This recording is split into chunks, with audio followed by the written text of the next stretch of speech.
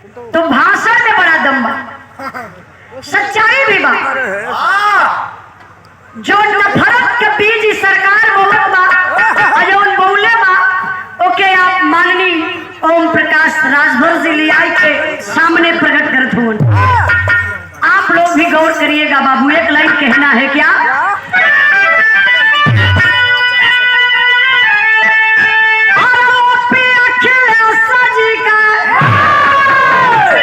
ओपी समझते हैं आप लोग ना? ओम प्रकाश राजभर यार अखिलेश भैया कहना है।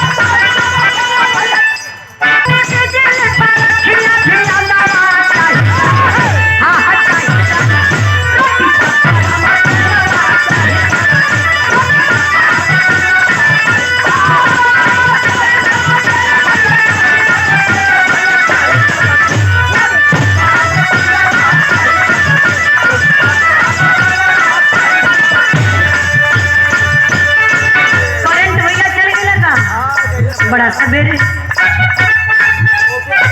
आज यही मजबूरी है गरीबों की भाई, गला दबाया जा रहा है, बहकाया जा रहा है 2000 रुपया दे करके, एगो गैस दे के, 5 किलो गेहूं चावल दे करके। आप बताइए सिर्फ 2000 रुपया 2 किलो चीनी पर, चीनियों नहीं मिलती, कभी कभी देखा घटत बढ़त बा। पेट्रोल का दाम आसमान छू दलस, डीजल आसमान छू दलस। सुशील भैया मान के बिरहाओं में इनाम उनाम कम मिले लगल, जान तो कहें। अब जे बेचारा बिरहा सुने का मूड बनाई कि उजाला यादव का प्रधान जी का बिरहा हो, चलब सुने। अब वो बेचारा 5 किलोमीटर से आई, तवा कि 1 लीटर वो पेट्रोल डलाई, अब 5 किलोमीटर 10 किलोमीटर पे बिरहा सुना जाई तो पैसा पेट्रोल में चल जाई तो इनाम कहाँ से दे? बड़ी समस्या है, यही है समस्या। इस समस्या को मिटाना है, कहना है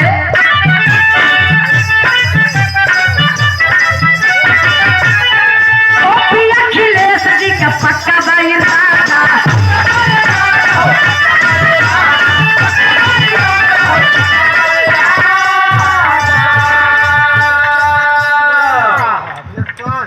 अखिलेश जी का पक्का बइरादा।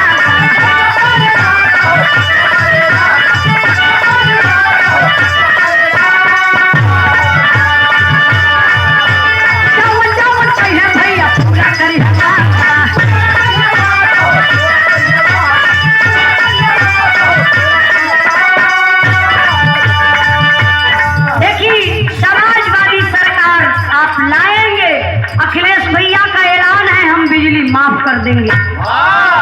बिजली का यार सबसे बड़ी समस्या बात, बिहार में बिजली फ्री हो जाएगी, लोहिया आवास मिली, बढ़िया रोड बनी, बढ़िया आप लोगों के पढ़ाई लिखाई शिक्षा के आगे बढ़ावल जाएगी। इस सरकार का शिक्षा में 70 बंद करा, स्कूल बंद हो गए, छोट छोट लड़का बिगड़ गए। इनकर भाई ने IAS करता ना, वो बेचारा रुक गए। हमारे 3 गो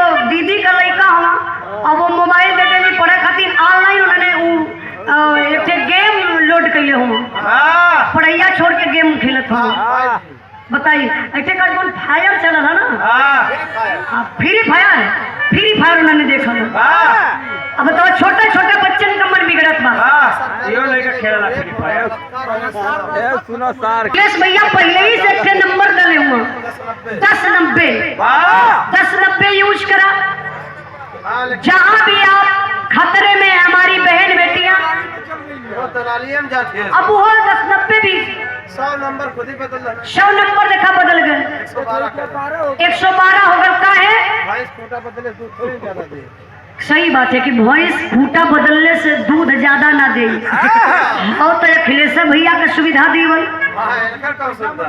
अरे वही पर 112 नंबर और निकाल देने होते हैं बाबा सिंह। तो ई फायदा रहा रोज की गरीबन की यहाँ 100 नंबर पहुंचत, यहाँ से 112 भी पहुंचत। हमारे गरीबन का मदद होत, रोज कपार फरवल होत गरीबन में। ये कहना है आखिरी लाइन में